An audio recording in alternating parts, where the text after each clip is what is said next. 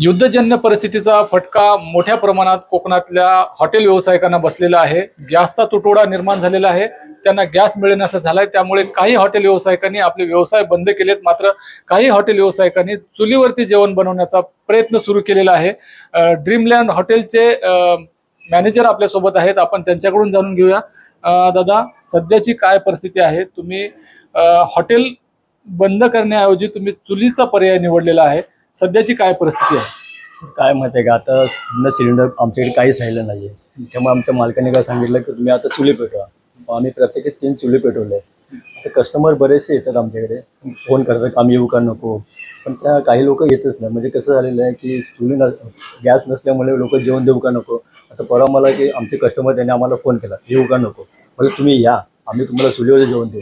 आता चुली पेटवले जेवण देत होते ना आम्ही, व्हेज नॉनव्हेज वेगवेगळ्या चुली तयार केल्यात आम्ही देत होतो। बरं, आता तुमच्याकडे किती गॅस शिल्लक आहे आणि उद्यापासून चुलीवरचं जेवण तुम्ही देणार का? नाही, सगळं गॅस संपलेलंच, काही राहिलं नाही आमच्याकडे। आता आम्ही फक्त चुलीवरचं जेवण देणार, ज्याच्यामध्ये चपाती भाकरी आम्ही चुलीवरच करतो, बाकी मच्छी फ्राय असे ठरलेलं आहे। त्याच्यामुळे काय झालेलं आहे, आमचे डिश आम्ही काही गोष्टी बंदच केल्या। पंजाबी डिश देणं हे बंद केलं, काही चायनीज होते हे बंद केलं, पण ते परवडतच नाही ना, चुलीवर जमत नाही करायला। आणि काय होतं सर माहिती आहे का, जेव्हा आम्ही काही जेवण करतो ना त्यावेळेस कसं होतं, कस्टमरला त्या लेट सर्व्हिस जाते, चुली लवकर होत नाही। गॅसवर पडदिशी 2 मिनिटात जेवण तयार होतं, पण त्याचं होत नाही। हा प्रॉब्लेम निर्माण झाला। किती मेनू तुम्ही कमी केलेत आणि सध्या चुलीवरचं आपण काय काय देतोय? आता चुलीवरती आम्ही सर काय म्हणतो, एखादा राईस चुलीवरती बनवतो, चपाती भाकरी चुलीवर करतो, फिश फ्राय चुलीवर करतो।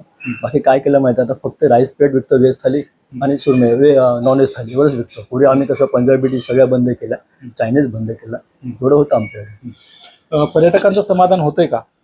हो, आता आम्ही पर्यटकांना सांगतो किंवा आता काय आमच्याकडे हे नसल्यामुळे आम्ही तुम्हाला हे देऊ, म्हणजे व्हेज थाली किंवा ते म्हणतं चालेल, पर्यटक करतात। किती बुकिंग आहे आता? 2 दिवस वीकेंड आहे, 2 दिवस सुट्टी आहे। आजचे दिवस माझ्याकडे 10 रूम आहेत। उद्या एक फुल होतील, तर बरेचसे फोन येतात आम्हाला की आम्हाला रूम मिळेल। आम्ही सांगतो या तुम्ही, लोक फुल होतो हॉटेल। सिलेंडरचा तुटवडा निर्माण झाल्यामुळे किती फटका बसलाय तुमच्या व्यवसायाला? खूपच बसलं। कसं सर माहिती आहे का, शनिवारी रविवारी असतात, पण बाकी दिवशी लोक आमच्या यायचे तिथं बंद झाले यायचे। त्यामुळे कसं व्यवसाय, आणि आमच्याकडे कमीत कमी 20-25 कामगार आहेत, त्या कामगारांना पगार देणं सगळ्या गोष्टी तुम्हाला पाहिजे ना, ते होत नाही। त्यामुळे आम्ही काय मालक म्हणजे चुली पेटवा, आपलं घर होईल तसं कस्टमर आपण घेऊ, तसं आम्ही केलंय सगळं।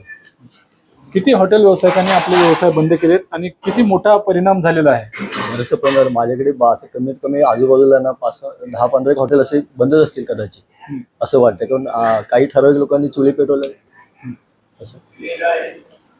कोकणामध्ये मोठ्या प्रमाणात हॉटेल व्यवसाय चालतो आणि युद्धजन्य परिस्थितीचा त्या हॉटेल व्यवसायाला मोठ्या प्रमाणात फटका बसलेला आहे। अनेक हॉटेल व्यावसायिकांनी आपला व्यवसाय बंद करण्याचा निर्णय घेतलाय, मात्र काही लोकांनी चुलीवरचं जेवण देऊन आपला व्यवसाय सुरू ठेवण्याचा एक निर्णय घेतलेला आहे। शिवाजी गोरे, न्यूज 18 मराठी, मुरुड, रत्नागिरी।